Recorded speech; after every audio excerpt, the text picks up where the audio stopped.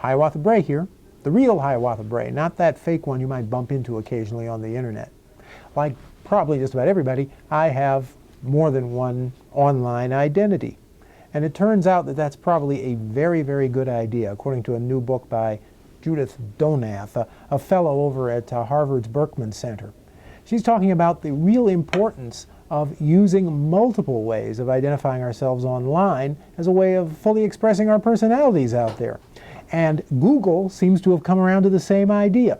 You know Google+, the online social network that not too many of us actually use.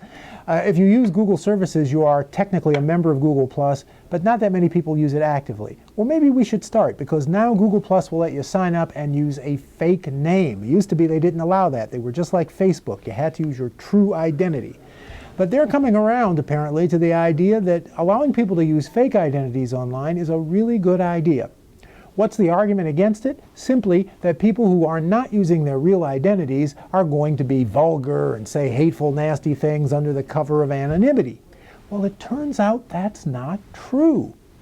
Well, actually, there are two sides to the argument. On the one hand, there's some research that indicates that even people who use their real names often become very nasty and vulgar, and simply expecting people to use their real name won't help.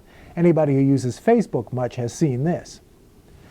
But there's another side to it. There's been some research, for example, from the commenting company Disqus that hosts a lot of the comments that you see on thousands of websites, and they found that people who use fake names to post comments actually tend to post better comments than people who use their real names.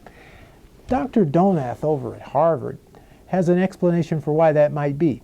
These fake identities become part of who the person really is. If you use them over and over again in the same places, you develop a reputation. And even though they don't know who you really are, you're still going to act like you're a real person with a reputation to protect. If you act like too much of a jerk, all your online friends will stop playing with you. So that's like giving us the all clear to go out and develop our own unique personalities, multiple personalities, wherever we are online. Don't feel bad about it. Sign up for multiple forums using multiple names and let your freak flag fly.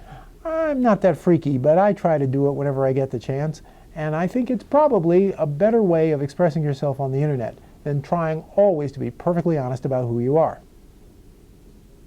From the Tech Lab, this is Hiawatha Bray.